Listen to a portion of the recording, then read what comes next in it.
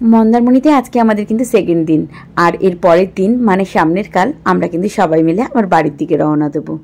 3 দিনের জন্য আমরা এখানে বেড়াতে এসেছিলাম।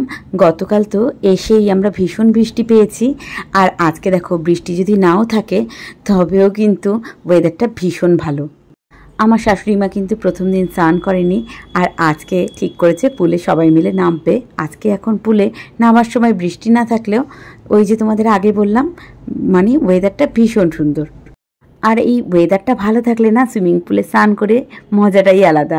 এবছর গরমের ছুটিতে যখন আমরা বাচ্চাদের নিয়ে পুরীতে গিয়েছিলাম, সেই হোটেলেও তো একটা সুইমিং পুল ছিল, আর জানো তো ওখানে এত তাপ ছিল আর এত গরম, মানে রুম থেকে বেরোনোই তো আমাদের সকালের দিকে দুষ্কর হয়ে গেছিলো। এমনকি সুইমিং পুল দেখেও যে স্নান করবো এরকম তো একটা ব্যাপার ছিলই না। তাও বাচ্চাগুলো যেহেতু কিছু বোঝে না, তাই জন্য ওরা একটু করেছিল, আর আমি তো বলতে পারো একদমই নামিনি সুইমিং পুলে। তার মাঝখানে একদিন বোধহয় বিকালবেলা একটু নেমেছিলাম। তোমাদের এর আগের ভিডিওটাতে শেয়ার করেছিলাম যে সকালবেলা একটু রেডি টেডি হয়ে সি বিচে গেছিলাম ব্রেকফাস্ট করার পরে, তারপরে একটু ঘোরাঘুরি করে চলে এসেছি। আর এখন দেখো আমি ড্রেসটা চেঞ্জ করতে রুমে যাচ্ছি। আজকের স্নানের ভিডিওটা কিন্তু আর করা হয়নি, মানে ঠিক করেছিলাম আজকে খুব করে পুলে স্নান করবো, যেহেতু আজকেই লাস্ট দিন। তাই কিন্তু একবারে ড্রেস চেঞ্জ করে ফোনটা রেখেই চলে গিয়েছিলাম সুইমিং পুলে। আর দেখো তারপরে স্নান টান করে কিন্তু আবার দুপুরের লাঞ্চ নিয়ে সবাই বসে পড়েছি।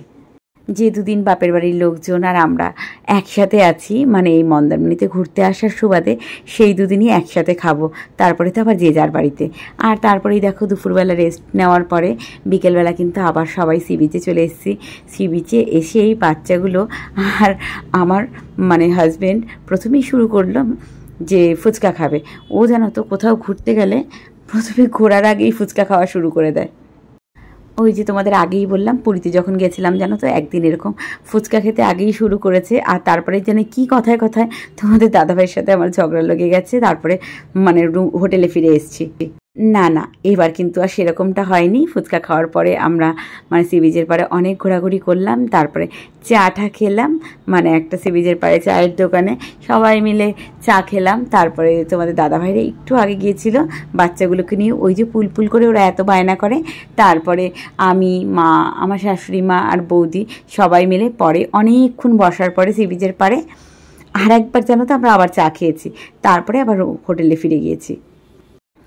আমরা ওখানে বসে বসে গল্প করছিলাম মাদের সাথে, আর চা খাচ্ছিলাম, আর ভাবছিলাম কালকে তো এই সময় আবার যে যার বাড়িতে, তাই যতক্ষণটা সমুদ্রের পাড়ে থাকা যায় মানে এই অনুভূতিটা ভেবেও মানে বাড়িতে যাওয়ার পরে অনেকটা আনন্দ পাওয়া যায়।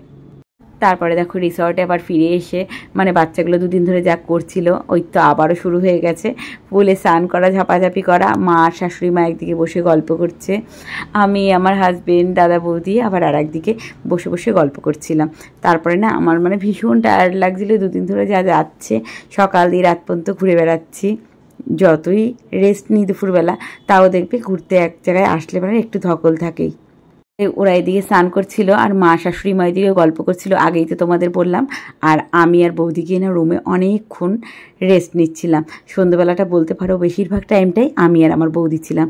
আর মানে আমার হাজব্যান্ডরা স্ন্যাক্স অর্ডার করে দিয়েছিল, ওই দেখো মাঝখানে বলে নিই আমি একটু মানে সমুদ্রের পাড় থেকে আসার পরে একটু ওর সাথে বসেছিলাম, ও তো বলছিল এখানে বসো এখানে বসো।